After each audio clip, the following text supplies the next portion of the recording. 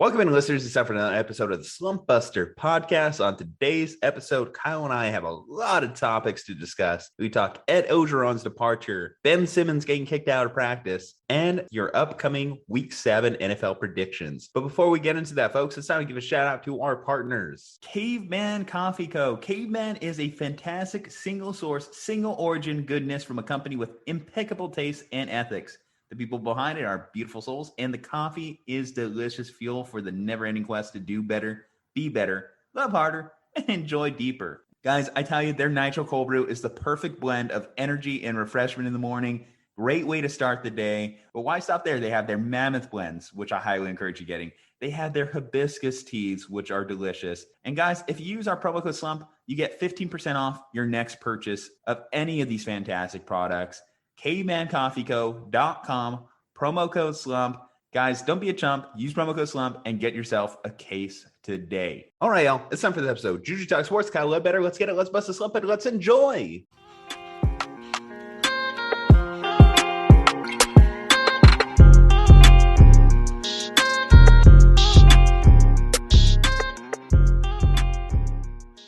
Kyle, I gotta tell you, isn't it funny how quickly, we can just change on a subject? Like, for example, last week you were defending Jackson Mahomes, and this week we might have to come out against Jackson Mahomes.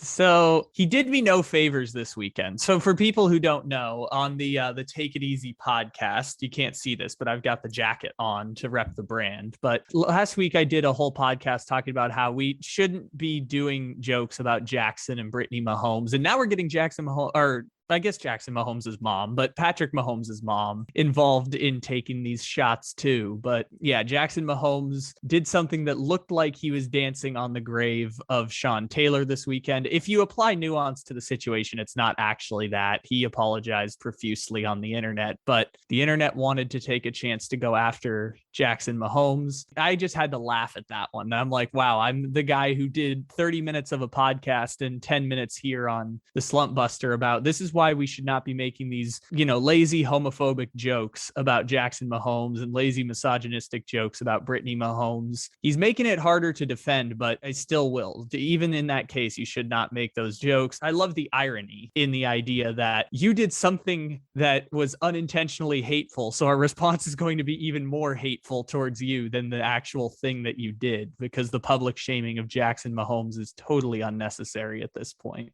Basically, a lot of the discussion was shouldn't punch down, but the rest of Twitter wanted to definitely actually punch down on Jackson after that one. Maybe even see him take a Sean Taylor shoulder check. Even if it wasn't the actual grave, you mentioned the nuance of it. Metaphorically, it still kind of has that kind of symbolism. I know the whole Washington Sean Taylor Remembrance Day was kind of short planned and not even that well thought out to begin with, but and also way, possibly just a PR move to distract from the John Gruden stuff. That's the other part. But even still, just the thought process behind Jackson to even decide to do that. I know you can apologize for it, and the internet will probably move on from it quick enough anyway. But come on, man, be better. You have to think that out. People don't even really dance on logos anymore because they know what it kind of means symbolically. We're talking about a guy that literally passed within, I don't know, what was it, like the last few years? It hasn't been that long since Sean Taylor. I think 2007. Maybe it's been semi-recently. Yeah. Semi-recently. It's still, recent enough. I mean, the guy's gone. So it's like. Well, it took Washington as a fan base a long time to move on from it too. Like because it happened like literally the Sunday night before game day. And there was a weird, like just outpouring of emotion and they weren't going to play the game. And I really want someone to make a documentary on the aftermath of these like catastrophic situations, because the Jose Fernandez one is kind of the closest comparison I can make towards it, because I was alive, but I didn't really understand the whole Sean Taylor thing at the time. I think I was like 7 years old at that point, so it wasn't quite the same effect as Roy Jose Halladay Fernandez. too, as well. Crazy But, how we lost both of those guys, boat accident respectively in Jose's case, and then Roy in like what was a small plane accident. Yeah, and that one happened in the off season, so there wasn't like the immediate turnaround. The same thing with what's his name, Yordano Ventura with Kansas City Royals, or Tyler Skaggs.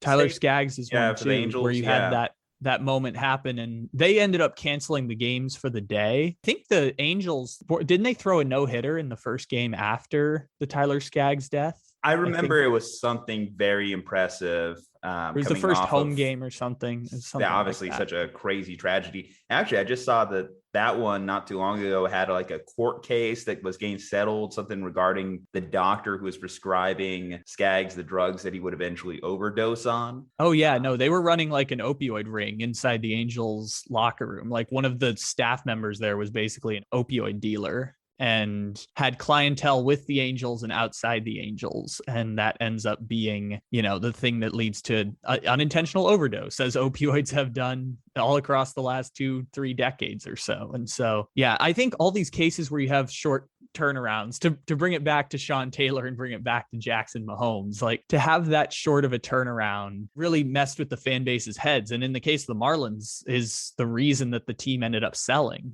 was the Jose Fernandez death led to Jeffrey Loria basically saying, I don't want to do this anymore. And it takes an emotional toll at a certain point. Washington took a while to move on. And now that Washington fan base has been turned away from ownership and the organization. And we can't tell whether they're just incompetent or whether they're doing it maliciously, but it seems like everything Washington does ends up having some sort of negative connotation. We can poke through it, whether it's the photo with Sean Taylor at the porta potties or Dan Snyder showing up to the jersey retirement ceremony in a sweatshirt. I mean, I know I'm wearing a sweatshirt now, but it's not the same kind of context. Come on, honor the podcast, Kyle. Juju can always put on a suit or at least a sport coat over, but then I show up wearing my Take It Easy podcast merchandise hoodies. So yeah, I think that there's room to nitpick that, just as there's room to nitpick Jackson Mahomes. I don't think anyone is necessarily saying it was a good thing for Jackson Mahomes that he did it, but I think we're being unfair. It was clear that it was a mistake. One, that the 21 was there in the VIP section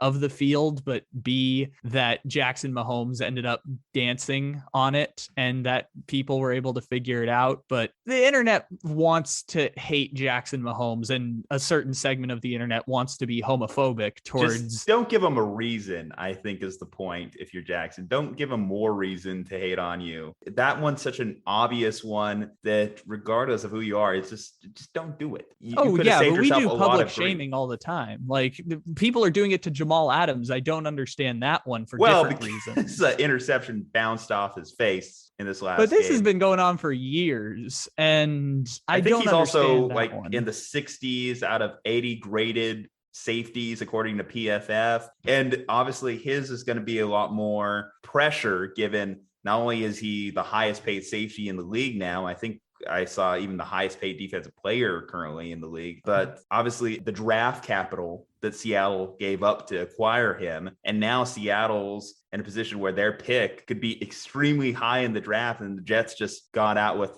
a bargain, gift from God there. Kind of comparable to what the Eagles currently got going on with 3 top 10 draft picks. It's funny how sometimes you make these trades and they sound good at the time, and then like a year later it's like, oh wow, did we just have like one of those Boston Celtics Nets type deals happen? Because you look at the Laramie Tunsil trade is the gold standard for that, right? Like they ended up giving up the equivalent of 5 first-round picks for Laramie Tunsil, including what would end up being the number 3 pick that they flipped into 3 picks so that the Giants could go get Trey Lance. Now, did the Dolphins waste every single pick of those 5 first-round picks? Yes, they did. But they still got 5 first-round picks for Laramie Tunsil in what looked like was going to break the 20-year Dolphin curse that, now it didn't work out that way. But I think the Jets are just looking up like, hey, this worked out better than we thought. Not only did we trade Jamaal Adams and get these picks that were higher than we thought it would, by trading Jamaal Adams, our team stunk enough to potentially draft a franchise quarterback. Joe Douglas is one of these weird cult heroes now on the internet, especially among Jets fans. And it turned out slightly better than they thought it would. And I think they used that pick last year to get, Elijah Vera Tucker, I think is on the Jets now. I think they got him with that first pick. So after this, we'll be able to evaluate the trade and see how it worked out. But back to Jamaal Adams, I don't understand why the internet keeps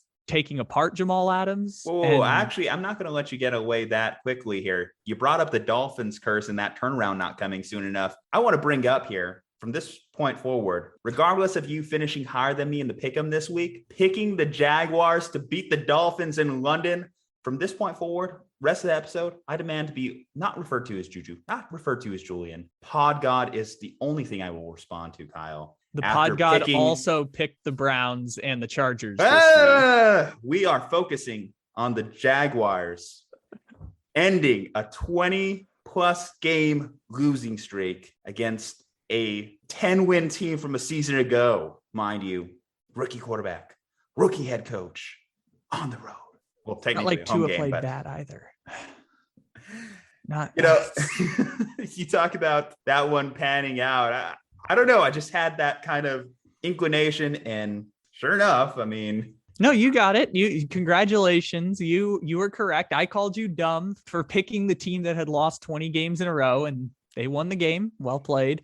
Duval, stand up. Let's go. Yes. Jaguars, all 5 of you. Let's go. We are not the worst. Kendra Middleton, shout out to you. Coming on the podcast right before the Jaguars got their win. Actually, talking to Kendra last week on the show, how she wanted the Jaguars actually to go, as a fan, to 30 straight losses just to have the sheer absolute record, no one's beating it type thing before pulling off this win. And, they let her down there too. They can't even lose properly. Now, the Dolphins are out there. God, Dolphins, I don't even know where to rank it this week. I want to put them like 31, honestly. The Jaguars have become the silver standard for tanking. If the 1-31 Browns, who should have gone 0-32 because Chargers missed a weird field goal in the one win that they had in 2 seasons, that's the gold standard of being terrible. The Jaguars have supplanted the 0-16 Lions for the silver standard of being terrible at professional football. Because the only 2 streaks longer than the Jacksonville Jaguars losing streak in NFL history were the 1941 Bears, which, okay, if we want to count that, back when franchises were worth $800,000 and people were going to literally fight in World War II, sure. And the 1976 Tampa Bay Buccaneers, who lost their first 26 games in franchise history, which can mostly just be associated with they kind of screwed them in the expansion draft rules. So under non-war and expansion draft circumstances, the Jaguars did have the longest losing streak in the history of the NFL.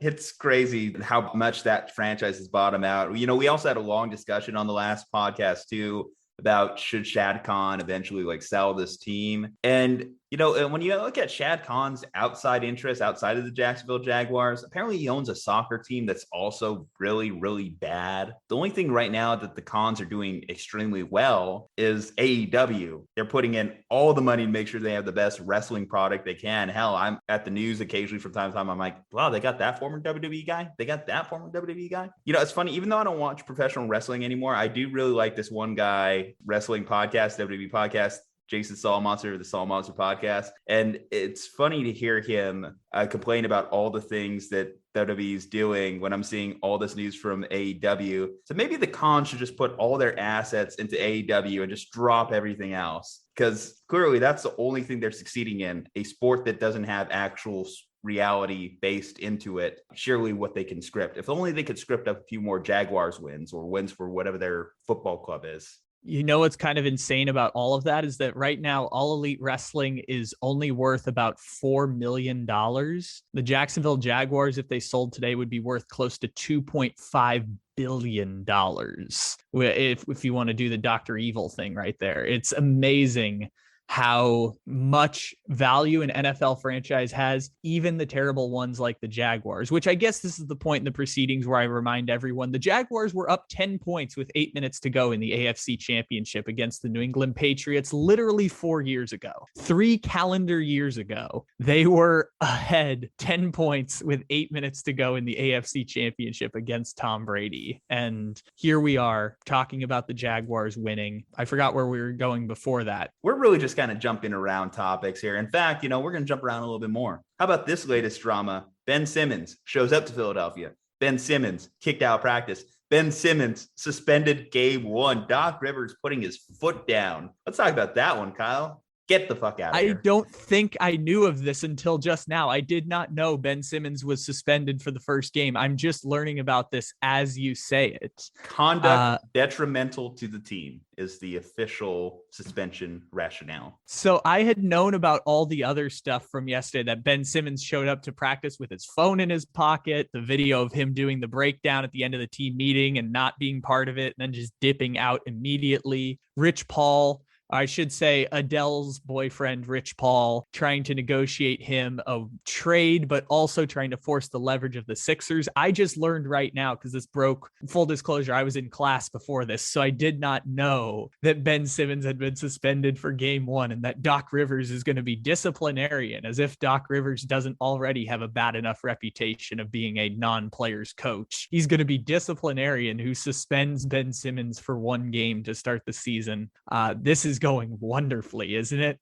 Ben Simmons is reporting just so he doesn't get fined in his Marshawn Lynch style mode, where, you know, he magically shows up to the facility during a preseason game. And this is a true story. Elton Brand, the general manager, gets a text saying, "Yo, Ben's outside," just in the middle of a preseason game. They haven't heard from him in months. They tried to fly there, couldn't talk to him. Nope, he's just going to randomly show up at the team facility on a random Monday and derail everything that is going on for the Sixers.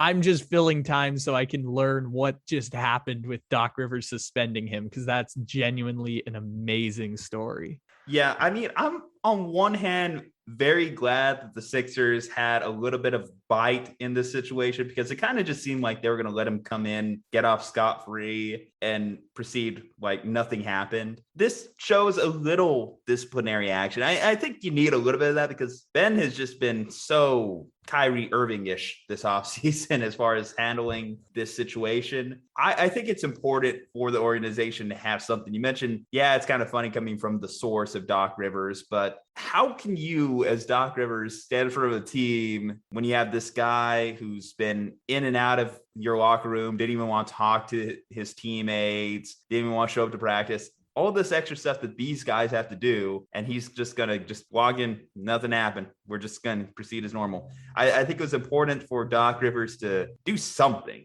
You just got to kind of do something, is the important thing. I think this applies to any workplace, any sporting locker room. Hell, this is the type of thing we would see in like a high school locker room. If like a player was having this same kind of stuff, not wanting to show up to class or something, they would get disciplined. They would miss a game. You know, Doc just kind of got put against the corner. I kind of wonder what the situation was leading up to it, though. You know, I wonder if it was just one of those things where it's just like, dude, if you don't want to be here, go. Just get out of here. Or was it like, hey, you know, given all the stuff in the offseason, you know, we want to suspend you just the first game or something?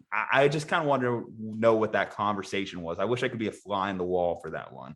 Yeah. And Ben Simmons, I think the part that is important to talk about here is that from what we can tell, and I don't think we have a lot of information, it seems like the Sixers are trying to do the leadership thing. This feels more like a Ben Simmons thing than a Sixers thing. Now, did the Sixers alienate Ben Simmons in the first place and kind of focus more on Joel Embiid as being the franchise player and kind of just ice him out a bit? Yeah, I think there were failures before then that the organization as a whole failed to figure out, combined with the fact Daryl Morey actively tried to trade him for James Harden too. All of that was a failure on the front end. I think the response after everything has been at least acceptable from the time being. I think if you're Doc Rivers, the way you do it is you sit Ben Simmons in front of the team and you make him address the situation. And I think they tried to do that when they went to California, and Ben told them he would meet with them. He gets to the locker room and I think he wants to pretend like nothing's happening. He's only there because he doesn't want to continue to get $1 million fines. It would appear now, like now we have more context. If he's getting thrown out of practice for not wanting to be there and getting suspended for the first game, Ben Simmons is committed to leaving Philadelphia, which we kind of thought was true, but now we know he's willing to make it ugly in order to get out of Philadelphia. And this is something that's kind of important every time a disgruntled star requests a trade, because stars, even at the top level of sports, are still labor and management is still management. giving the paychecks, because even if you make $30 million, if your boss makes $3 billion, there's a power dynamic between the two of those. And so in that situation, they don't have many options of leverage. And so one of the leverage options for a star is to make things ugly, so much so that the organization decides that it's not worth it to continue trying to ride this situation out. James Harden, we remember last year, was very willing to make it ugly despite having 3 years left on his contract. This is another part that plays into it I should address first. One of the leverage options, I think probably the best leverage option for a star player, is I can leave as a free agent and you will get nothing for me. That is a great leverage option that players and agents use all the time, and it's the best leverage option that was available. Again, that's a labor situation of free market that didn't exist until the 1970s, et cetera, et cetera. Like Oscar Robertson couldn't have done that in the past. There was no free agency back in the 1960s and 70s, but free agency is leverage for the players. James Harden was willing to make it ugly with 3 years left on the contract when he didn't have that free agency looming leverage. Ben Simmons has 4 years left on his contract. So leaving as a free agent is not a leverage option for him. All he has left is retire or willing to make things ugly. And Ben Simmons is definitely willing to make things ugly. James Harden did, and he got out before Deshaun Watson's legal stuff. He looked like he was willing to make things ugly. Aaron Rodgers was willing to go halfway to make it ugly, but didn't want to commit all the way to like blowing up the relationship and becoming a pariah in Green Bay, the way Ben Simmons is now in Philadelphia, where they're booing him at UFC fights in Philadelphia. And Russell Wilson immediately folded when things came to coming ugly. He immediately just said, nope, I'm going to go back to being corporate Russell Wilson. It was fun for a month when people thought I wanted to trade, but I'm going to bail immediately on that. See, the problem is Ben didn't eat enough cake this offseason. Didn't really just balloon up. If he just added like 20, 30 pounds to his frame, except in the wrong direction, I think he would be obviously traded off the 76ers. Worked for Harden, but he didn't make it Harden enough for them, I guess you would say.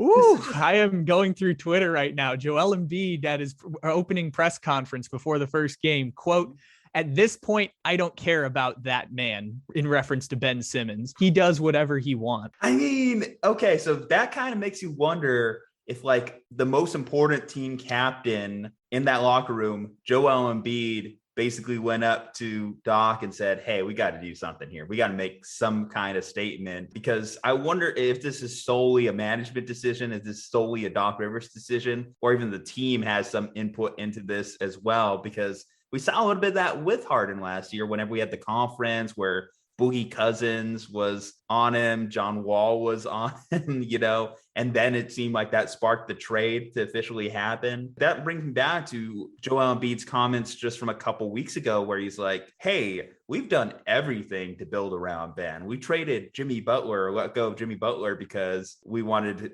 Ben to be the primary ball handler. With that said, like Joel and Ben being on the same court just doesn't seem like it's something that you can even have anymore, because there's going to be a lot of dirty looks. So the precedent we have for this recently is James Harden. And we could have had it with Kyrie Irving back when he was on the Cavs and he requested a trade, but the Cavs traded him before the season began. And this time, players are willing to deal with it a little bit for now, but as the season goes along, this is going to get worn thin real quick for the Sixers. So yeah, it might be Joel Embiid too, but it's also walking back into the locker room that's going to make it that much more awkward. And I think Simmons' pressure at this point, because I remember there was also the quote from Rich Paul through Adrian Wojnarowski, I think, that basically said, it's not our job to worry about the Sixers getting fair value for Ben Simmons. It's our job to get him out of Philadelphia. And according to Shams too, just the quote real quick, for you were asking what happened before it. Here is, according to Shams, what ended up happening before Simmons was kicked out of practice today. So according to sources, Doc Rivers asked Ben Simmons to join a defensive drill today. Simmons refused. Rivers asked again. Simmons said no again. Rivers then told Simmons he should go home. Simmons dropped the ball and left.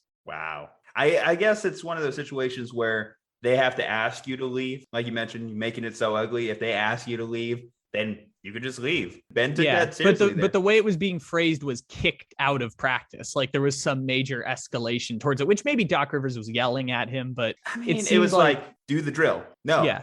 Do the drill. There could have been something like that. Here's like how you know if you're watching it. If Doc Rivers got on Ben Simmons and like started yelling at him or being hard on Ben Simmons, it means Doc Rivers cares. Like the tough love kind of idea is like, he really wants Ben Simmons to come around. If he was just apathetic towards it, he's like, all right, just go home. He doesn't care anymore. He's given up on Ben Simmons at that point, which this is just a basic psychology of coaching idea. If you want to know more about it, check out the last lecture by Randy Pausch. It's a really good idea around this, but even still, this is how you know where the Sixers kind of stand on all of this. And the suspension is just, you have to show your authority at a certain point. You have to assert your leverage in this situation, which... Well, there's that trending picture too with Ben Simmons literally having his phone in his pocket at this practice. So you knew he wasn't invested from the start. It's just of course, funny to see these headlines come out from it. I don't think I've seen anything quite like this. I think the Harden thing was close, but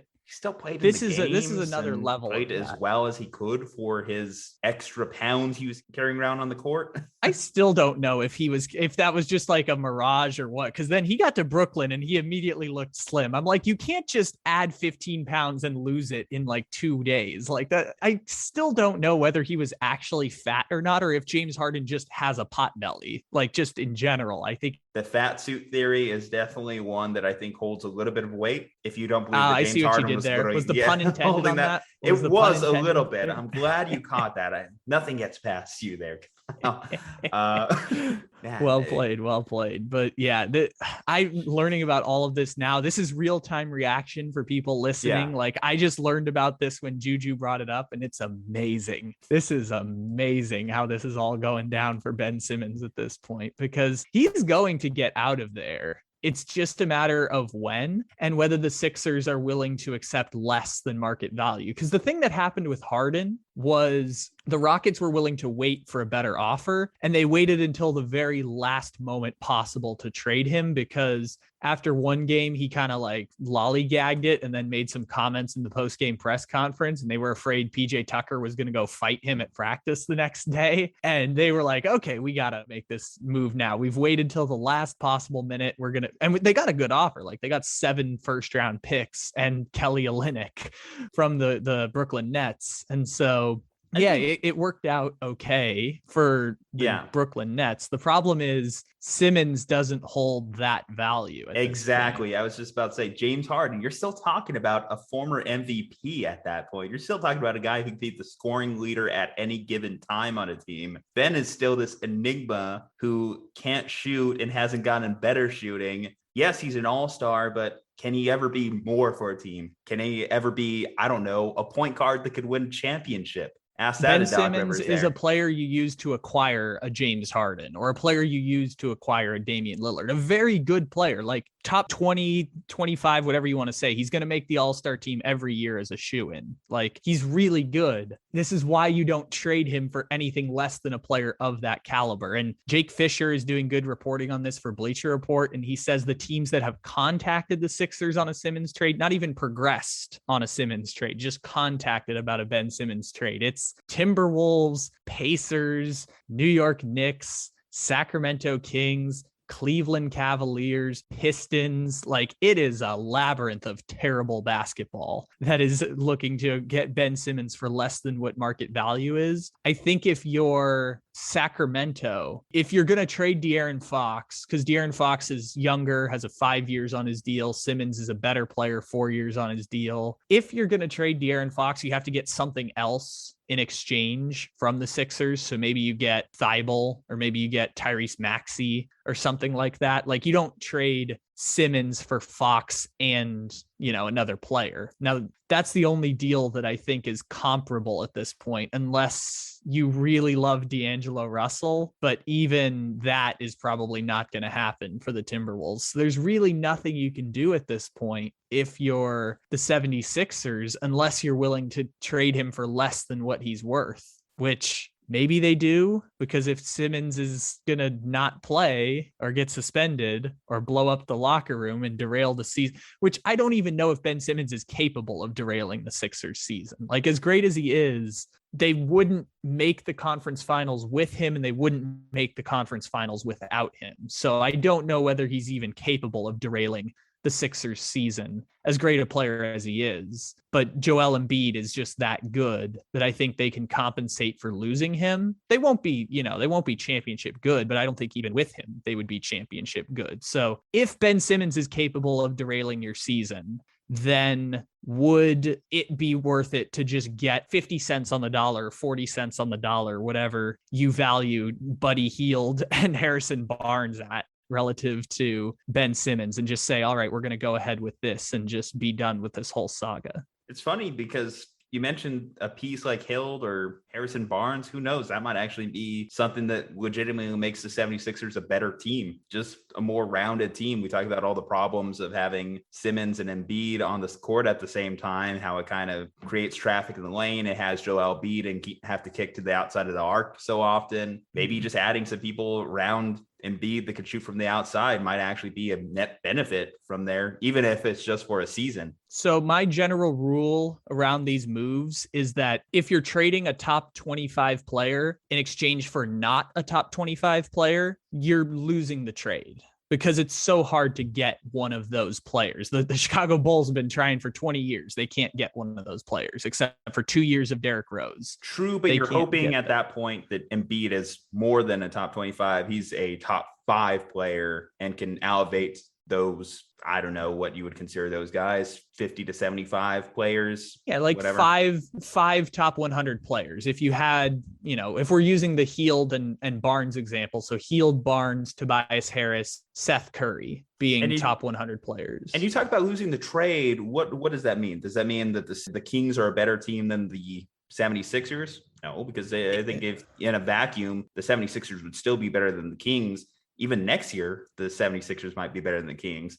And 3 years from now, is Ben Simmons even on the Kings? Well, certainly 4 years from now when he gets to make his own decisions at free agency. But also 4 years ago, LeBron James was on the Cavs. With Kyrie Irving was 2 teams ago still. So like you'll live with 4 years of Ben Simmons, just like the Kings are maybe going to have 4 years of De'Aaron Fox. Like you'll live with that situation. I think it's just your team is worse off in the long run, because this is the other part that's complicated is the 76ers went through 5 years of losing a ridiculous amount of basketball games. And because they didn't draft Jason Tatum, and because they didn't draft Porzingis, and because they traded Dario Saric for 4 months of Jimmy Butler, all they have to show for 4 years of losing is Joel Embiid and Ben Simmons. The whole process, half a decade of being a laughingstock in the NBA, you have those 2 pieces to show for it. And it's really, really hard to get top 25 players, even as easy as it might seem with player mobility in the NBA now, and for a team like the 76ers that is a pretty desirable place because they have Joel Embiid. It's really hard to get top 25 players anywhere. And if Ben Simmons does get better by having a different situation, you traded a perennial all-star for not very much. It's the type of trades that historically we look back on and saying those are the all-time worst trades of all time. Like Charles Barkley getting traded from the Sixers to the Suns, and 2 years later, not a single player in that trade was still on the 76ers, or the Kareem Abdul-Jabbar trade you could throw back to, or the Kyrie Irving trade with the Cavs to the Celtics. The Cavs totally lost that trade. All they have left to show for it is Colin Sexton and that championship run with Kevin Love as their second best player. Those are the trades that end up being the all-time worst ones when you look back 3-4 years from now, is if Ben Simmons is really good and Buddy Hield is a fully formed player, which is, I mean, Buddy Hield's, I think, 27, 28. So that's like, he could theoretically get better, but I think we kind of know what Buddy Hield is at this point. At least if you're getting De'Aaron Fox, there's a chance he becomes a perennial all-star, even if the chance is smaller than I think most people would like to admit. Like that's where you end up losing the trade. If you think about the Westbrook trade this year, I thought it was awesome for the Lakers. If you get a top 40 player in the NBA in exchange for Kyle Kuzma and some other guys, like that's a great deal on your part. And yeah, they gave up a first round pick too, but unless that person becomes it's NBA first round picks, it's not the same weight as other sports, certainly. So yeah, I mean, I get what you're saying in terms of the team that always gets the best player is the team that wins the trade. But I guess it just really depends on me for where that trade destination goes, because I don't know if this is necessarily be a win for Ben Simmons as a whole. In 4 years, Ben Simmons is still this player who just can't make a notable difference on a team. Then was all this drama, this hate, this scorn that he's going to receive really worth it? I don't know if it's that he doesn't make a noticeable difference for teams. I think Ben Simmons is in this third tier of stars in the NBA, which is it's a group with like Chris Middleton and like guys who you shoe in as an all-star. Jimmy Butler's kind of right around there.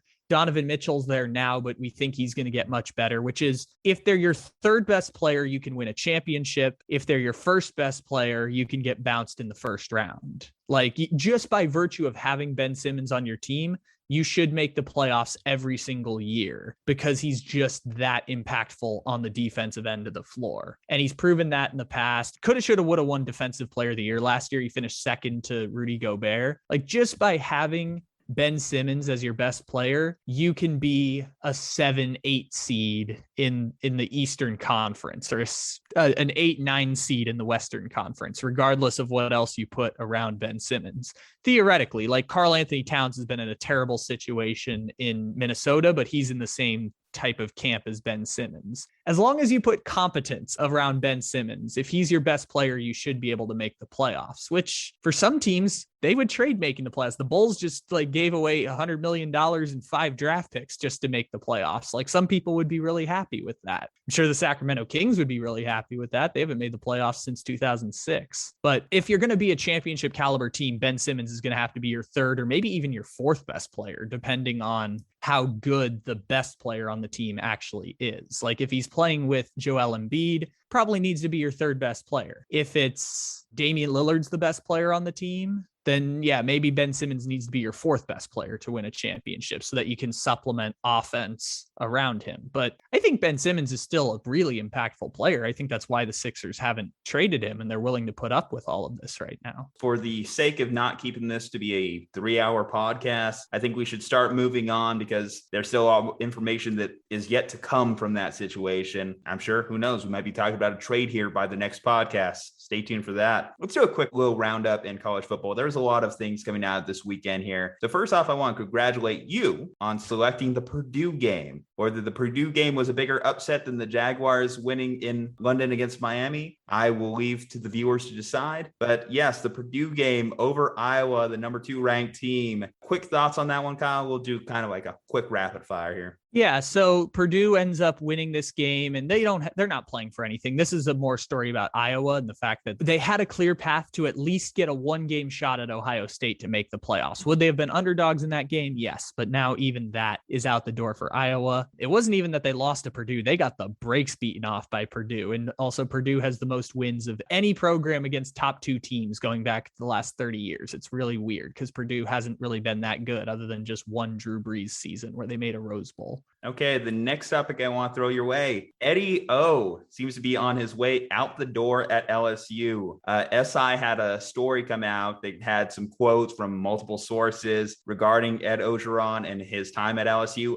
Apparently, after the 2019 title win, Eddie O seemed to develop a bit of a cult status, a cult leader status, to the point where obviously he divorced his wife, and there was talks of him bringing around his latest girlfriends to practice, letting their kids run drills. There's some comments out there. They can fire me. I'm a grown man. They could come try to get me after a loss against UCLA earlier this year. Unnamed player said they really effed up all the social justice stuff last year. There's no getting the team back after that. And last big comment that came out is O was an amazing recruiter and motivator, but he failed at the head coach's most important job, recruiting the finest coordinators and assistant coaches possible. We utterly failed at that. Now, I should note that Ed Orgeron does have a still pretty impressive record at LSU, about 49 wins, losses somewhere between, I want to say 13 and 16. So still a good record and obviously some important wins in there. Obviously a 15-0 season propels you up there. At the moment, the top 5 odds for next year's head coach are James Franklin at plus 400,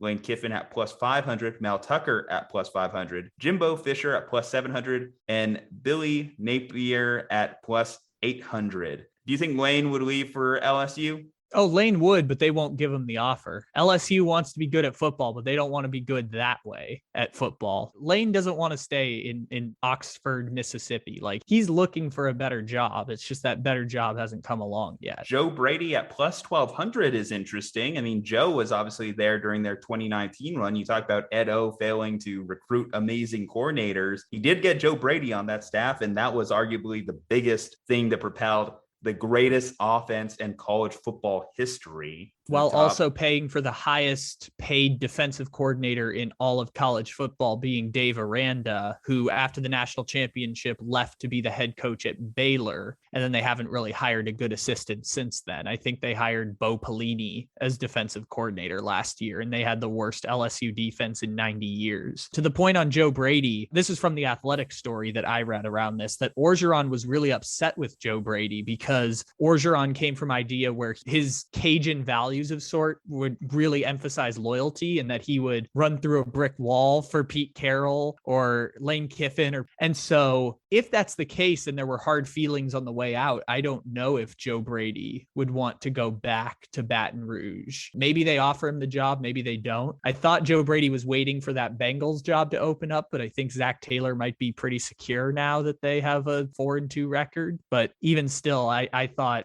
Joe Brady would end up staying in the NFL. Maybe he takes the job. The Jimbo one is funny because Jimbo Fisher currently has a buyout of $95 million at Texas A&M, which is twice as much as the next closest coach in college football. So there's no chance that LSU is going to pay $100 million for Jimbo Fisher to be their head coach. So James Franklin? Maybe James Franklin. I mean, there's a limit to how good you can really be in the Big Ten. Obviously, Penn State, they're not making the college football playoff because we talked about Iowa losing this past weekend to Purdue. That almost in an instant kills Penn State's best claim unless they go on a crazy magical run to close out the season, win the Big Ten championship. I don't see it, especially because now we have that mix of Big Ten schools in the middle of the rankings where we have Ohio State, Michigan, and Michigan State all around that range. James Franklin, at least if you go to LSU, you have an opportunity to stand out amongst the crowd. And certainly LSU, you're in a great recruiting base. He does kind of, in a way, feel like an odd hire to me. In fact, the crazy thing I think about this as a whole is, doesn't Ed O just feel like an LSU head coach? Doesn't he feel like that perfect SEC head coach?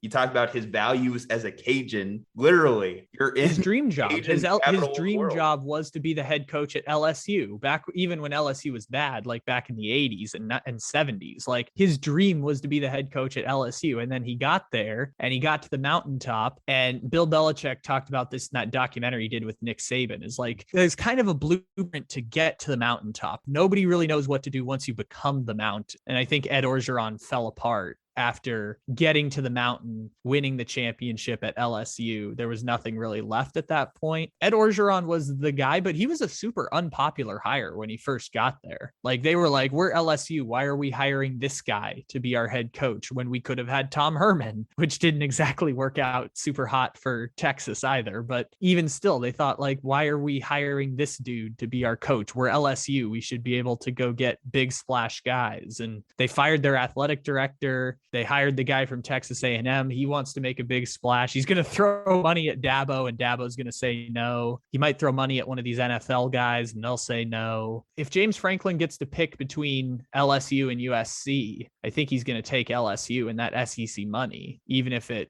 comes with higher expectations. But other than that, whenever these coaching jobs open up, I'll throw Bill O'Brien in the mix just because I want Bill O'Brien back in my life. Plus 2,500, but I think making that case after Alabama's first loss of the season a couple of weeks ago, which we actually slept on that one, talking about that one last week. I think that's going to make it a little bit harder. Like, if you are one to like bring up Bill O'Brien's past resume, obviously he has succeeded at the college level with Penn State. So I guess you could say he does have a history. We'll see how he finishes out the season with Bama. And yeah, I think eventually someone will give Bill O'Brien a job. It probably won't be one of these massive programs. It'll probably be like an Ole Miss Colts or a Tennessee or maybe one of those Big 12 schools will give Bill O'Brien a head coaching job. That seems to be the next step for him because I think he's kind of blacklisted in the NFL at this point. But I think it's going to be a couple of years. I think he's going to have to be OC for 2 or 3 years, and then he'll get one of those big head coaching jobs. Last thing, what's more odd to throw in a field, a golf ball or a mustard bottle? I like the guy who threw just the entire box of pizza on the field. I like that guy the most of all the options. But that's so wasteful. Come on, man. You know how much stadium pizza costs? Like $20 Stadium pizza you just threw on the field. Yeah, in Tennessee too. I love the person who did the math that said there was approximately $140,000 of beer and water on the field at that Tennessee game, which was wonderful. I'm going to say golf ball just because Lane Kiffin picked it up and kept it, but we should not sleep on the fact that an entire Heinz yellow mustard bottle was thrown on the field.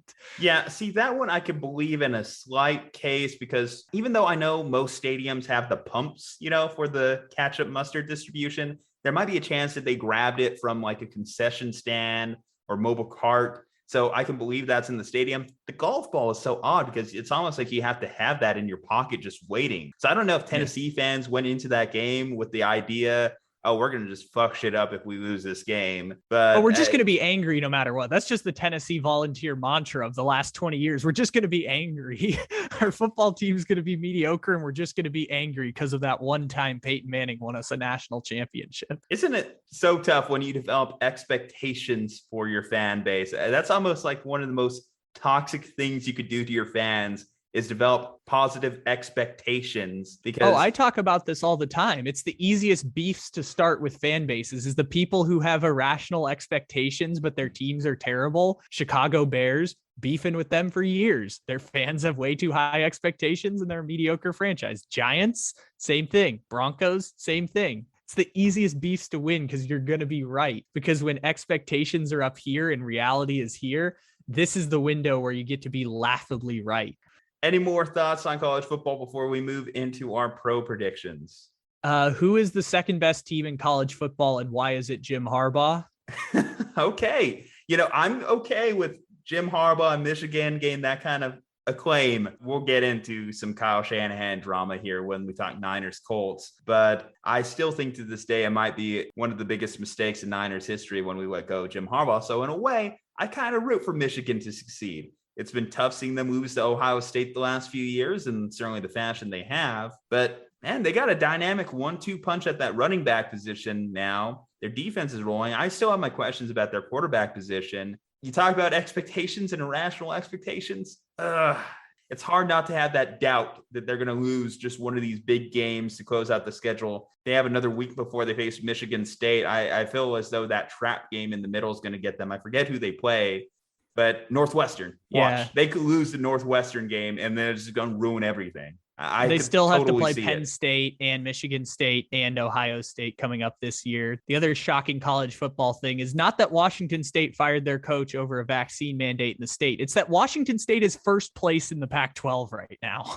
That is a real thing I found out yesterday. Washington State is first place in the Pac-12 with that team that was projected to finish 12th out of 12 in the Pac-12 to start the season. Wow, the Pac-12 really just imploded on itself after Oregon's loss, didn't they? They were doing it before that, though. Like UCLA lost to Fresno, True. Arizona State lost to Arizona State and Arizona lost to BYU. Utah lost to San Diego State. Shout out to the Aztecs. Like they just been barfing on themselves all year this year. And they've technically been doing it for about 5 years, but they're barfing on themselves all over the place this year. You go, Cincinnati, though. Cincinnati currently at 2 in the rankings. I'm proud of them. Good for them. Yeah. Desmond Ridder looking like a true Heisman candidate. We're not going to talk about how I also said, in addition to the Purdue game, that UCF would take Cincinnati out this past weekend and lost by 42 points. Yeah, but Cincinnati's looking dominant at this point. So when they enter the Big 12, they're going to come in ready to play. That's for sure. I know it's not draft season, but Cincinnati currently has 3 top 15 prospects right now going into this year's draft. I hear their cornerback is really good. I don't have a name for you here, but I hear they have I don't really either. We just have a draft guy on the podcast who said that one time, and now I just repeat it every time Cincinnati gets brought up. I don't know the names of the players yet, but yeah, eventually we're getting there. But we still have football for another few months before we can talk about the draft endlessly. Exactly. Let's get into our NFL predictions. With that said, that's as good of a transition as you're going to get with this one. Kyle, I'm going to let you decide which game we go at first here. Ooh, this is a good one. Let's talk about the one that's most recent to right now. That's the Titans game from yesterday. So we have Chiefs Titans on the docket. I just want to talk about how that game went down between the Buffalo Bills and the Tennessee Titans. Can we talk how the Titans are the only team that can lose to the Jets and then beat the Bills? I don't understand the Titans because of this reason. And their offense, for the most part, at least Todd Downing is simplifying it a little bit. He's giving the rock to Derrick Henry and just telling him, go get him, big boy. But their passing attack has just been a huge downgrade this year, despite getting Julio. I know that they've had injuries between A.J. Brown and Julio, but even when both those guys are on the field, it doesn't seem like a dynamic passing attack. My worries going into the year about Todd Downing as the coordinator have only been confirmed this year. But hey, great stop by them in that Monday night game. Josh Allen to get a 1 yard, a 1 inch conversion on the fourth down. I thought it was money. Josh Allen is 13 for 13 in his career in 1 yard QB sneaks. So it literally until that moment was absolute money. He had never not gotten one of those. Yeah, so you talk about things just you didn't expect to happen. At one point, too, Buffalo was up by a couple scores. I thought that they were going to start to separate and run away with that game,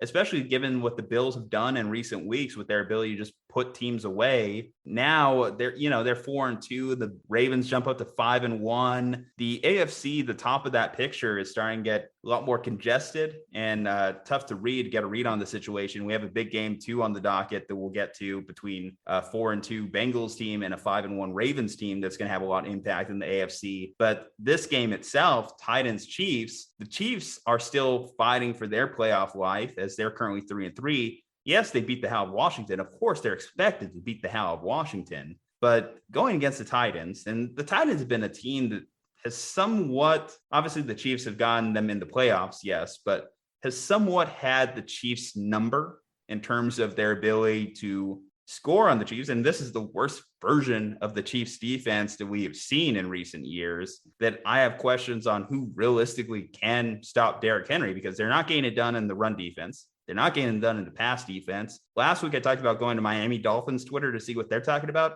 I went to Chiefs Twitter, and what they're talking about is, should we just bench Tyrann Mathieu? The Honey Badger isn't getting it done for them at all this year, whether it's stopping the pass or the run. You talk about guys like Frank Clark taking a step back, health-wise, hasn't been the same since he got caught with the Uzi in the car. Yeah, the stereotypical NFL player story. Like if you were writing like sketch comedy from the 1990s of like, what is a stereotypical NFL player going to get arrested for? It's having two Uzis in your Lamborghini and getting pulled over. That's like stereotypical NFL arrest. But yeah, in terms of Tyrann Mathieu, you can only bench so many players in the secondary if you're a Chiefs, because they just benched Daniel Sorensen last week. They're running out of guys to bench. The only bright spot, L'Jarius Sneed has been awful this year after he was a pleasant 4th round pick surprise last year. Only bright spots on the team have been Chris Jones to an extent and Nick Bolton, who this is a real thing. We had been talking about him in the draft for months. He was drafted, I think, with the Chiefs' first pick because they like traded one to Baltimore for Orlando Brown. Until Sunday Night Football against the Ravens, I thought Nick Bolton was white, and then I found out he was not. I'd been talking about him for like 8 months, did not know at all. So yeah, he's been really good for the Chiefs this year. They currently are ranked 30th in the NFL in DVOA. They were ranked 32 coming into the week, but there is no better tune-up than a Taylor Heineke-led offense to help your defense out a little bit. The Chiefs have a pretty hard schedule this year. Like, I know this is the first game we're talking about this week, and it might be the best game of the week, but this is one of the easier games for the Chiefs the rest of the way. Does it make sense for the Chiefs to be 5-point favorites on the road, though? Oh, well, yeah, I'm taking the Chiefs to win and cover the spread. Yes, I think Kansas City has played terrible on offense like 3 times this year now. And the first half of that Washington game is one where I started to get worried Because like the first interception goes through Tyreek Hill's hands. I'm like, come on, don't do that to Mahomes. Then I think it was Mecole Hardman fumbled. I'm like, oh my gosh, this team is just letting down Mahomes. And then the third one, he just kind of flings it while falling down for an interception. I'm like, I don't have any excuse for that one. That was just bad. That was just Mahomes playing poorly. But we're in DEFCON 9 situation with the Chiefs, and yet they also still scored 31 points against the Washington defense last week. So the Washington defense is pretty bad though this year. Yeah. They are one of the worst statistical defenses. I know we came into the year with heavy expectations for what that defense was, and they have not produced anywhere close to that. That does make me want to go contrarian with you. The only reason I'm not is because the Titans on a short week, again, this is the same team that could lose to a Jets on any given week. I'm going to give the Chiefs the benefit of the doubt here because this is a very important game for them. I don't think going 3-4 is going to be something that's going to be easily recoverable for them. So this is a must-win game for the Chiefs. So yeah, I'm going with them as well. I think that this is highly important to a very fluctuating playoff picture. They don't want to fall even further behind when it comes to gain important stuff like home field advantage, winning their division. They still have a chance at that, I should say. Because I think home field advantage is out the door at this point. I don't think there's any. I think with 3 losses, you can't get. And then you have a loss against the Ravens too. So you basically have a 2.5 game disadvantage. Oh, and Buffalo. There. They also and lost Buffalo too. So see, against good teams, I don't know if the Chiefs have a good shot at winning the AFC this year. You know, that's one thing to talk about too. So here's the thing that I've said, and I will say this consistently. I've said it so much that I'm getting tired of having to defend the Chiefs every single week. Mahomes doesn't look like Patrick Mahomes. The Kansas City Chiefs are the best team in the AFC, but they can be beat any given week. It's not like last year where I came in, I'm like, oh yeah, 80% sure Chiefs are going to win the AFC. They're just so much better than everyone else. This year, they're better than everyone else in the AFC, even with the terrible defense, but it's only like 35% chance they win the AFC because they are still the best team, but no one team has really pulled away like they did last year. To be honest, that's more normal in football. Like we don't have years where teams are just straight path to the Super Bowl. We all know they're going to make it. That usually doesn't happen. Even last year in the NFC, no one was picking the Bucs to make the Super Bowl coming into the playoffs. The year before, 49ers were the number 1 seed, but everyone believed in the Packers. Everyone believed in the Saints. That's more normal, I think, than what the Chiefs have done the last few years, which is just dominate everybody in the AFC. And also Patrick Mahomes has never played a game on Wild Card Weekend in his entire career. And this will be the first year that he plays on Wild Card Weekend, which, by the way, the year they won the Super Bowl, only reason they weren't the 3rd seed in the AFC was because of that Ryan Fitzpatrick game winner against the New England Patriots. So even though they're not going to be the number 1 seed, and even though Patrick Mahomes has thrown a lot of interceptions, and even though they have a really hard schedule, Kansas City is still the best team in the AFC. Don't forget it, because Patrick Mahomes is that good, and that offense can score 35 points, and we still think it's a DEFCON 9 situation that they've only scored 35 points. Worst case for the Chiefs, even if they do lose this game to Tennessee, they have the Giants next week, so they can easily bounce back again. Okay, I'll go with the next game selection here. And this one is just it's not the main event. I don't show any bias here. I'm just going to say the Colts and Niners, the Sunday night football game this week. Let's talk about it. The Niners are 3.5 point favorites coming off a bye. The Colts had a big victory against the Texans this week, which actually does have some implications within the AFC South, given how much of a terrible division it has been. The thing that worries me the most heading into this game is that Carson Wentz has actually been heating up for the Colts. He had 402 yards against the Ravens. He had a nice passing day against the Texans, and currently he has more sprained ankles than he does interceptions on the year. He is not turning the ball over, which I think is a big benefit for the Colts offense, that he is not being that turnover prone quarterback that got him in trouble with Philadelphia. This does harken back to last year for the 49ers when they were in a similar situation where they were clinging to 500, battling for their playoff lives. They had Nick Mullins at quarterback at the time, and they played the Philadelphia Eagles on Sunday Night Football. And in that game, Travis Fulgham and Carson Wentz connected on 2 beautiful deep ball passes. Carson Wentz kind of in a way killing the Niners season last year.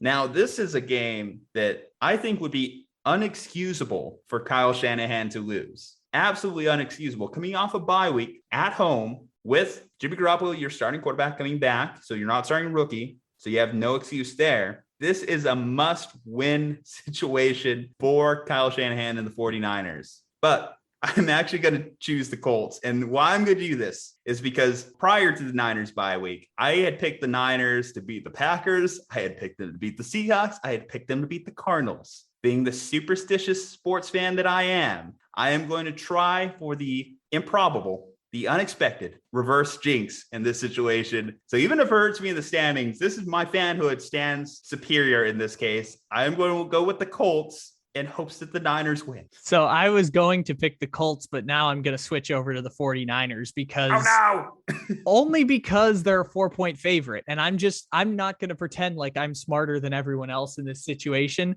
My gambling picks in our Take It Easy Pick'em pool this year have gone, and this is unbelievable, 2-3, 3-2, 2-3, 3-2, 2-3, 3-2. So I'm pretty much just the middle of the road, 247 right now. Like I am playing the average. So I'm going to just hope that you mess it up and roll with the 49ers. And maybe I can gain another game in our Pick'em pool. Or maybe your superstition will come true. Who knows? It's a no-lose situation for me here. Either I pick up a game in the Pick'em, or my Niners aren't complete trash this year. We'll see.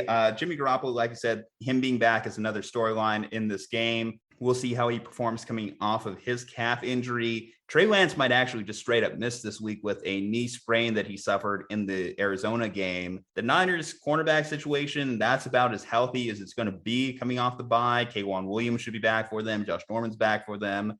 Dimodor Lenore, Emmanuel Mosley, all those guys are healthy. The defense was playing a lot better going into the bye week. Obviously, they contained Kyler Murray really well. I think that if they can carry that over and come out with a little bit more juice, because when the Niners are at their best, their defense is at their best, is earlier in games. The thing that's been a notable storyline is play calling in the first half offensively. They need to get off to a hotter start there. And they've had an extra week to plan it out. Good coaches are measured how you come off a bye. Look at what we always talk about with Andy Reid, almost never loses off a bye. This one, if the Niners do lose, it's on you, Kyle Shanahan. So be better. So you hit the 49ers on the head there. So I'll go over and talk about the Colts real quick. You know how when we watch like the Cardinals and the Cowboys and we watch those receiving cores, we're like, wow, it's Amari Cooper and CeeDee Lamb and all those tight ends of the Cardinals. It's like they have Hopkins and Green and Rondale Moore and all of those. Christian Kirk, even you could throw it at. Max Williams had 100-yard games. Now they have Zach Ertz. Like we get super excited about those receiving cores. The Colts are like that, except every single one of them is a wide receiver 2. Instead of a potential wide receiver 1, it's like, oh, I guess they have T.Y. Hilton and Michael Pittman and Paris Campbell and Jack Doyle, and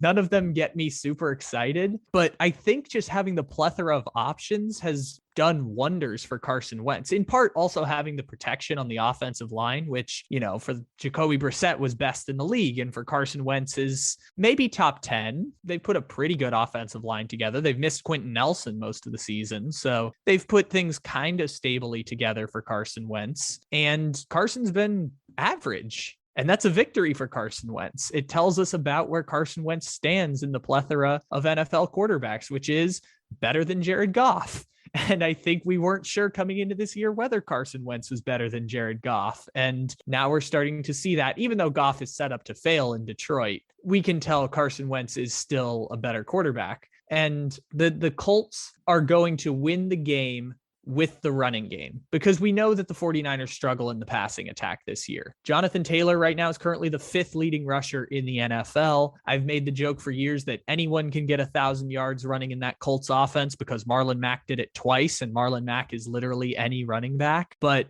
Jonathan Taylor is a legitimately talented running back that is also going to go for 1,000 yards for the Colts. And if they can run against the 49ers front 4, and if they can average, say, 5 yards a carry for most of this game, get to 20, 25 carries, because I assume the 49ers will control time of possession. Kyle Shanahan's really good at that, and they have pretty talented offense. If they can get to 20, 25 carries, pick up 110, 125 yards rushing, then I think the Colts will win the game. And I have faith in the 49ers because now I'm picking them. So I have faith that they can get some stops against Jonathan Taylor. But if you had picked the 49ers, I would have faith in Jonathan Taylor being able to get lots of yards. I'm just going to hope that this isn't the DeForest Buckner revenge game. That's my ultimate hope there. Yeah. I think most of the Niners faithful would agree with me on that front. Speaking of revenge games, though, let's talk about this week's premier revenge game that you forced my hand in selecting for our top 5 here. We have the Lions going against the Rams. Let's see what that current line is sitting at. Currently, and before we make jokes about that, Juju's alternative was picking the terrible Giants against the terrible Panthers, which I thought you wanted to make some Sam Darnold jokes, man. I was trying to think of you there. I thought you wanted to talk about how Sam Darnold devolved from 3-0 to 0-3 in the last 3 games here. No, but I just would have spent the 5 minutes ranting. It's fine. We could talk about Jared Goff and the 0-6 Lions being 15-point underdogs in Los Angeles. Let's talk about that. So first of all, let's just get this out of the way here. We're both going with the Rams, I assume, correct? Well, actually, Juju, I would say no. Okay. I was gonna.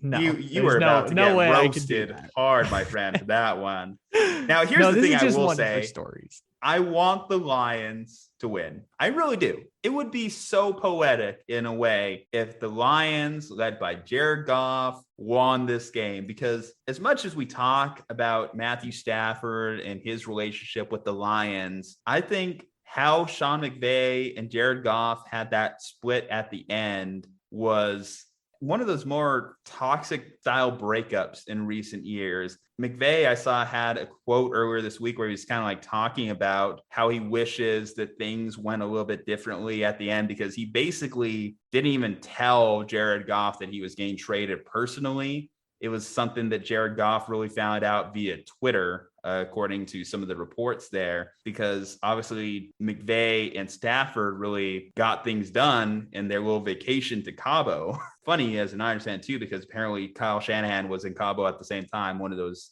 off-season storylines to talk about. But it would be something if the Lions were able to win this game. It's not going to happen, but it would be one of those greater memories that we remember years from now. Do you remember when Jared Goff went into Los Angeles, just had a game for the ages? Man Campbell got his first win. By the way, I actually have really grown to appreciate Dan Campbell over the recent weeks. I know people want to clown on him for having that emotional moment after the loss a couple weeks ago against the Vikings where he was crying, but I'm not going to lie. I kind of like that enthusiasm as a coach, that he cares about his players and his team that much. He knows that his team isn't that good, but I think that the Lions should give Dan a little bit more run, like give him a couple more seasons to really get this turned around, because I am starting to see the Lions play well. They have started to play better. They had a bad week against the Bengals, but the Bengals are just a good team this year. So I don't blame them for game blowing out in that game. I don't blame them for game blowing out in the Niners game in week 1.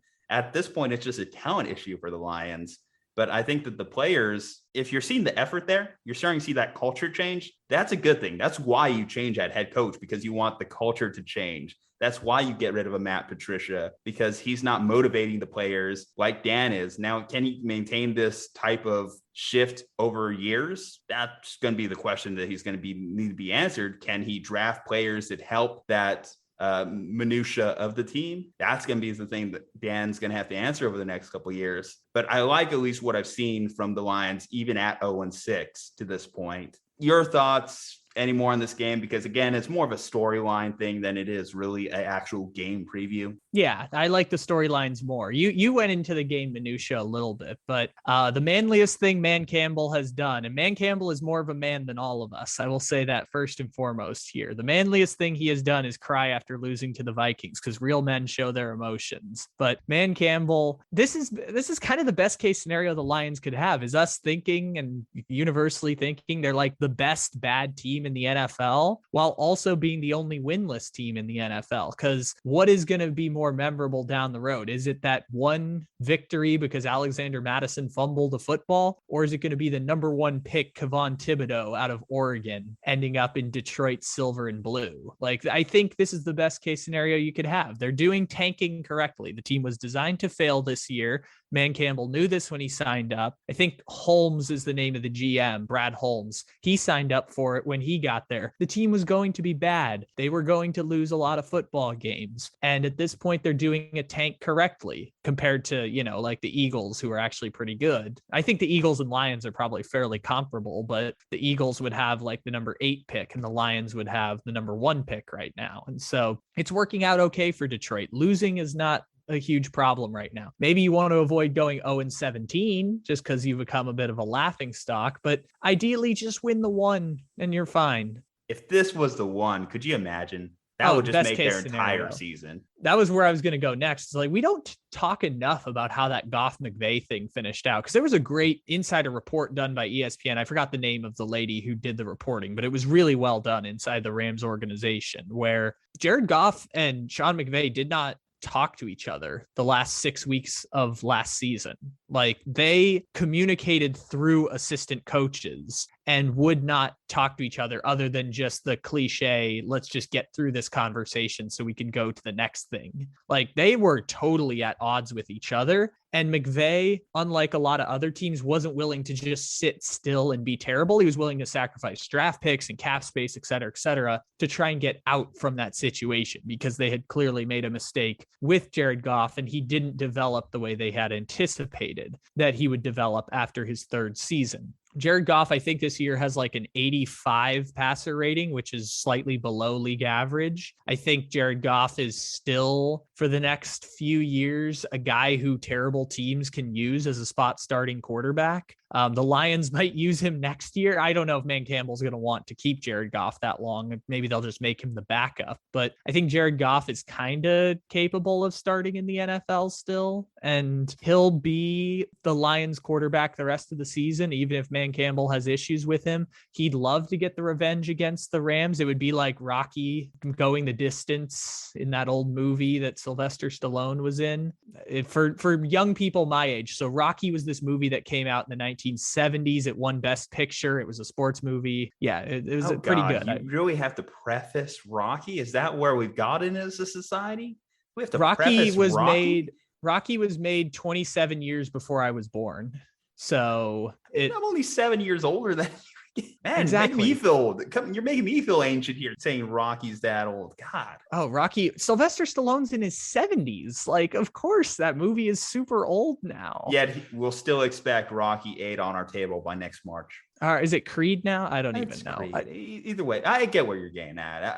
That situation was so bad at the end for the Rams between Goff and McVay that it would be almost, in a way, justice if Jared Goff would get this win, because you kind of feel for the player there, because I think Jared Goff performed admirably for the Rams in the last couple of years. Obviously, there was a playoff game where he played through it hurt, played through a win hurt. And I think that shows a lot of character for a guy that's reputation has just been kind of thrown under the bus essentially with this trade. And yes, the Rams are 5-1 now. And if you ask the Rams or anyone in the Rams organization, any Rams fan, they probably said, 10 out of 10, I would make this trade, Goff or Stafford. But it's not like Stafford was coming in with this glowing reputation of playoff success, MVPs, top 5 finishes. He himself had a troubled history that, yes, we wrote a lot off on the Lions organization for. But Jared Goff, at bare minimum, he was a guy that was in a Super Bowl a couple of years ago. Mm-hmm. So in his mind, you're trading me, a guy that took this team to the cusp of the promised land,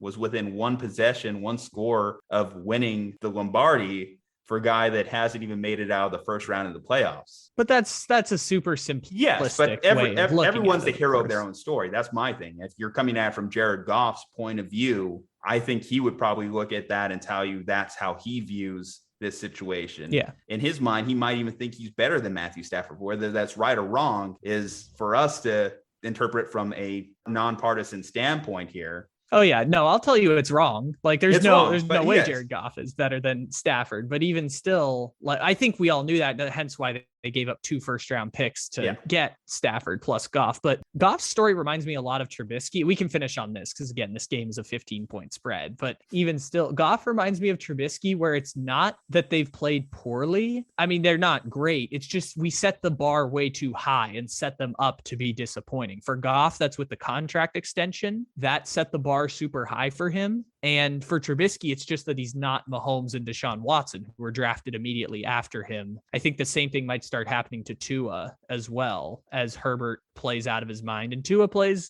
pretty well, but he's not Justin Herbert. And so I think we're just setting the bar super high where perception is different than reality. Jared Goff's probably like the 27th best quarterback in the NFL right now. Like he's kind of in that tier of guys just holding on to starting jobs, and he's set up in a position where he's going to fail. But even still, it was never a case where Jared Goff should have been the highest paid quarterback in the NFL. And it just happened to flame out spectacularly for the Rams in the 2 years after that. What game are we on, Kyle? What game are we on? I thought we were on 3, right?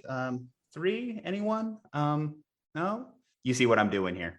I see what you did there. Here. So because we got to talk about the 4 fingers here. Yes, because we got to talk about the Bears and Bucks. And that, of course, gave us this very memeable moment of Tom Brady holding up the 4 fingers, thinking he was on 4th down, when it was, in fact, not 4th down at that point. It would have been 5th down there for Tom. I think he was just thinking about how many ring fingers he was going to hold up. Or just having a senility moment. Just forgetting real quick. Exactly. It tends to happen in older years. But this game, even though this is the second biggest line of the week, 12.5 points, which again, I think we could just get our picks out of the way early here. Bucks. But it is a fun one to talk about because, of course, this one does have memories going back to last year.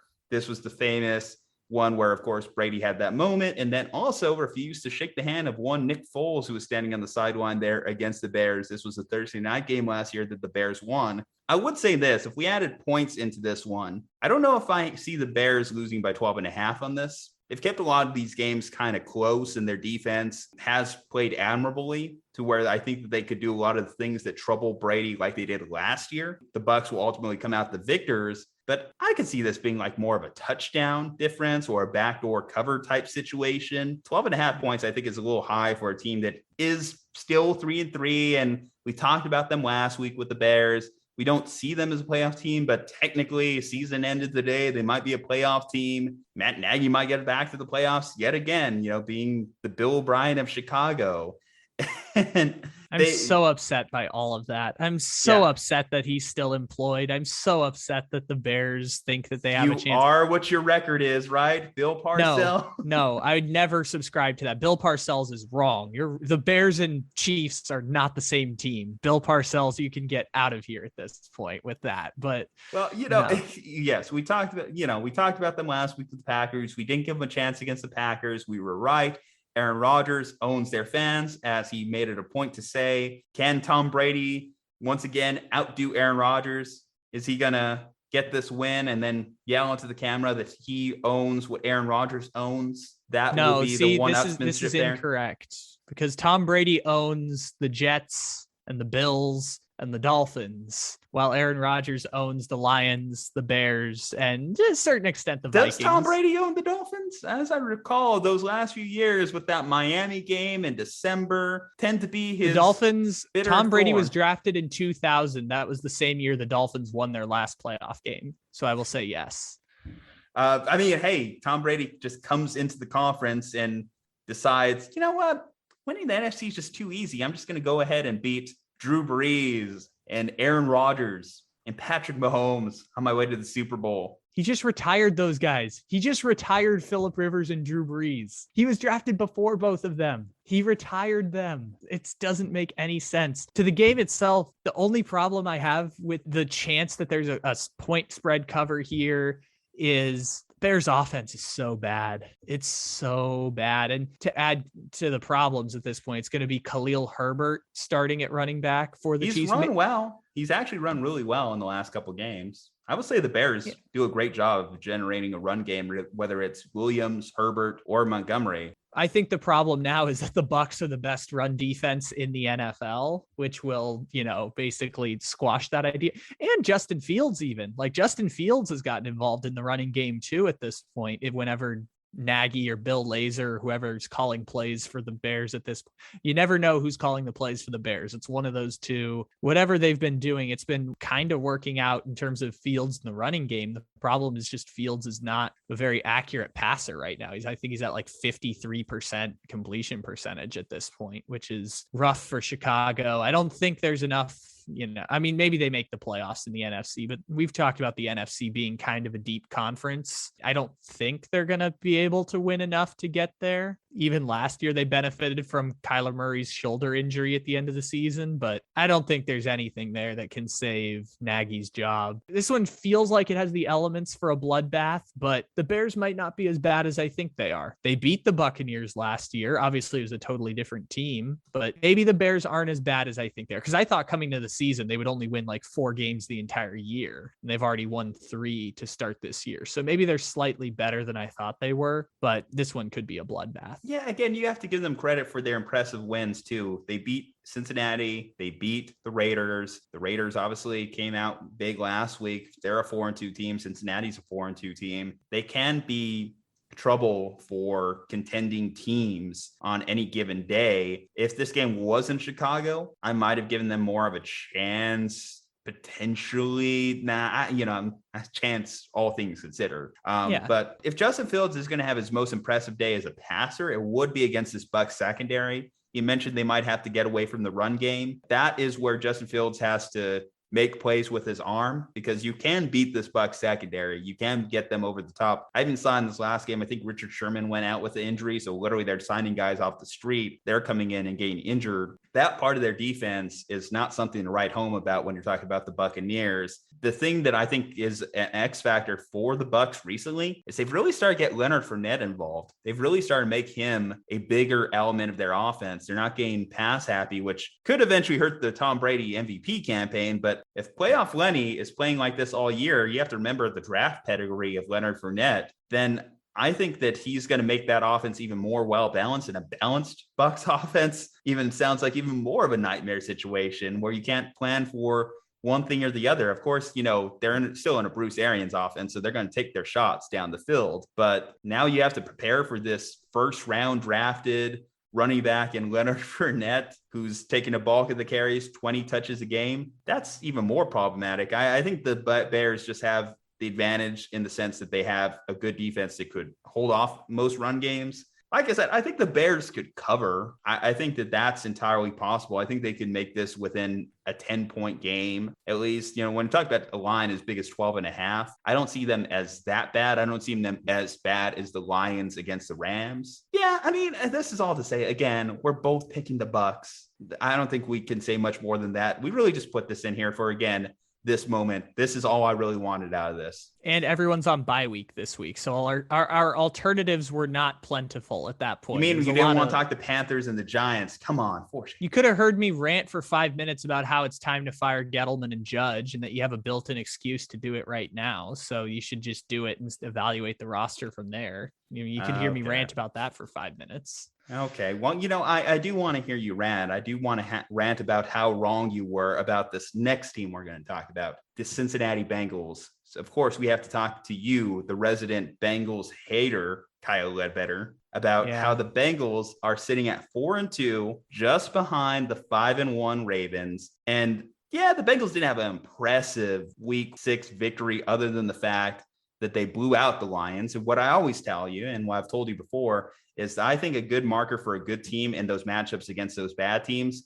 is you got to blow them out. And they did blow them out. So I think that is a good victory in that sense. When it comes to the Ravens, demolishing the Chargers like they did, wow, was not expecting that one. You listen to Justin Herbert talk in his press conference. He's telling the reporters how they were just showing them disguises that they didn't have any record of on tape. So it was a great performance by Wink Martindale to be able to contain the Chargers offense that we thought was just so explosive coming off of their recent performances. I don't think there was a reason to necessarily doubt Justin Herbert going into that game, but the Ravens just had an excellent game plan to be able to do it. In fact, it's funny. I look back at our game preview from last week. I was saying how the committee approach for the Ravens, I didn't think would be able to generate the run game. Well, it just shows that even you and I might have a chance to run on this Chargers defense because Devontae Freeman, Le'Veon Bell, and Latavius Murray all scored touchdowns in that game. Just absolute bloodbath. Why this game should be fun to watch is the Bengals. I've been doing a little bit of research on their team and how they drafted.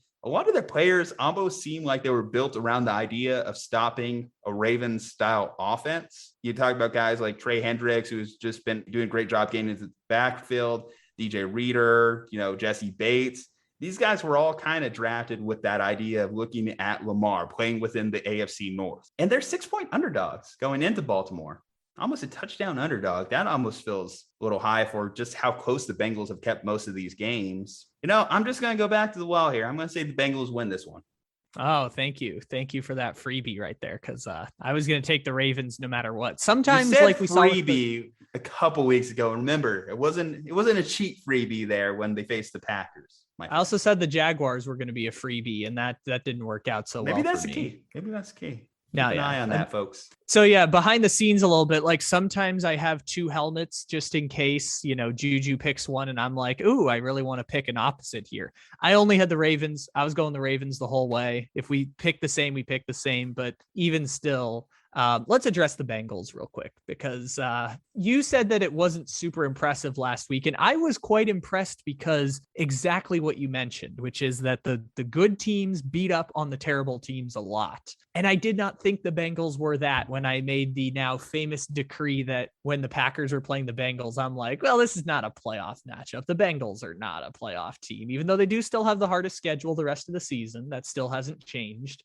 The Bengals, and this is a major concession on my part, the Bengals are better than I thought they were 2 weeks ago. I thought you were going to make the major concessions, declare them a playoff team after that one. Nope. This is a major, from me who is notoriously stubborn, I say sarcastically, but the Bengals are better and notoriously nuanced, by the way. I'm also very nuanced. I don't swing my opinions week to week very much about a team. The Bengals are better than I thought they were when they played the Packers. Are they going to make the playoffs? I think that's semantics at this point because we know who 5 of the playoff teams are going to be in the AFC. It's going to be Baltimore, Buffalo, Kansas City, the Chargers, and the Browns. Barring injuries, like Cleveland should be okay, but those 5 teams should be a shoe into the playoffs. Then we also have someone who has to get the playoff spot in the AFC South, probably the Titans. Who cares? Doesn't matter. They'll lose to whoever the 5 seed is, which means there's only one playoff spot left to grab. Do the Bengals get it?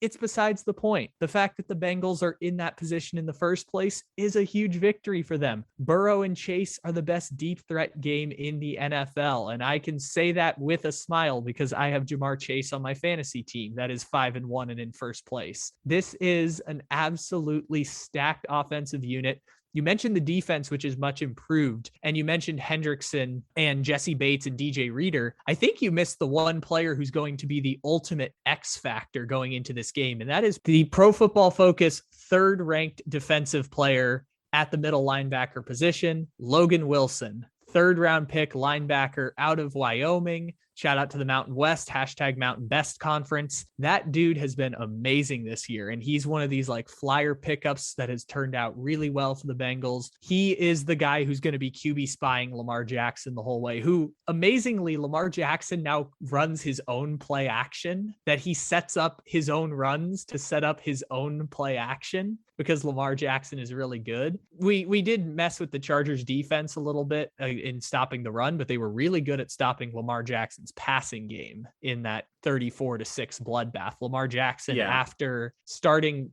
8 for 9, I think he went like 10 for 21 with 2 interceptions and no touchdowns. I think what really shifted around that game, looking at the highlights, was the sudden changes, because there was twice that the Chargers turned over on downs within their own territory. I know they had to be a little bit more aggressive as they continue fell behind, but they did it at one point when they were down by only 2 scores in the first half is when they turned over on downs the first time. Of course, the Ravens, being the offense that they are, were able to turn that into quick points. And you just can't keep allowing that to happen. I think the Bengals will be a lot smarter with it in their play calling this week. And again, they match up very well defensively against the Ravens in similar ways to you mentioned the Chargers, except I think they might actually do a better job on containing this running back committee that the Ravens have put together. The Chargers right now are allowing 160 running yards per game. They're one of the absolute worst at stopping the run. And I think it's impressive when you consider how you mentioned Chase and Burrow. They're beating coverages that are designed to not get burned by the deep ball. They were beating too high safety against the Lions. And could you say the Lions do they have the best safeties in the league? No, but you would also say that you're beating two NFL defenders deep on a too high safety. I think that's very impressive.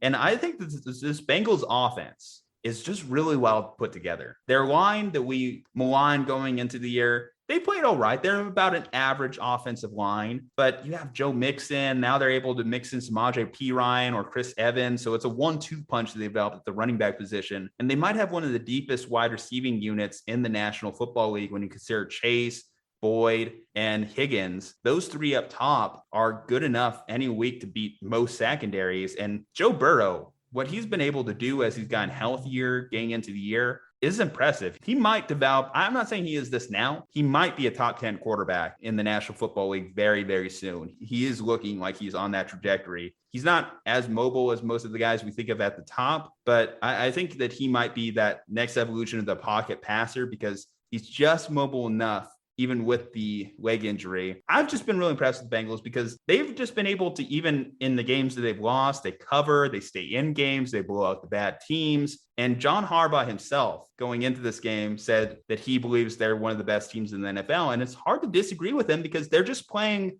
the most consistent football. They're not getting too high. They're not getting too low. They're just playing consistent football. That's why I will say here, I think they are a playoff team. I think that they will keep that spot that they're in right now, because you look at the other teams that are fighting for playoff spots. The Raiders right now, they're 4-2, but obviously they have no head coach for the rest of the year. And they've had performances where they just get too high, they get too low.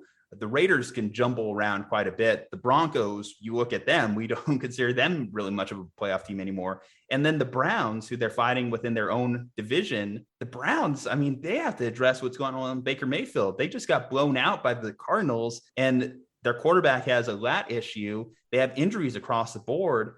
As long as the Bengals stay healthy, I don't see how they're not a playoff team at this point. The Browns one would be the exception. If the Browns get so injured that their season falls apart, kind of like what happened to your 49ers or the Cardinals last year, that changes the math on this, because then there's 2 playoff spots available. And if there's 2 playoff spots available, then I give one of them to the Cincinnati Bengals, because the other team we're not talking about is the Steelers, who are just kind of hanging around, just trying to stay afloat this point. I'm also very thankful that neither of us talked about the Broncos as the playoffs. I'm glad that we finally stopped talking about that as a legitimate possibility. But also the Bengals, I keep saying it a bunch, Bengals got a really hard schedule this year. It just broke that way for them this year. They do play the Jets still. They do play the Jaguars. In those games with the good teams. If they just turn a couple of those into wins, listen, if they go 6-5 the remainder of the year, they're a 10-win team. I think that they're slightly better than 6-5. I think that let's play this game then. I like this game. Let's pull up the Bengals schedule and go down the line. I know it's simple content, but sometimes simple content is good content. So, the funny thing is, if we were to do this with the Browns, man, I should have just referred to my preseason Browns pick. You realize I'm 6-0 on the Browns this year in the preseason? Yeah, you were bragging about that in 2 weeks. The Slumpbuster chat. I get that. It's fun when you get to be that accurate. You should have kept picking the Browns at this point. I should have kept picking them according to my preseason picks. We'll get into that with the Browns preview, but okay, you got that Bengals schedule pulled up? So yeah, you have them beating the Ravens this week. So after that, they are at the Jets. Win. Home against the Browns. I think they'll split with the Browns, whether that's home game or the road game. So let's just say they go 1-1 against the Browns. All right. I will make a mental note of that when we go down the board here. So Raiders on the road at the Raiders.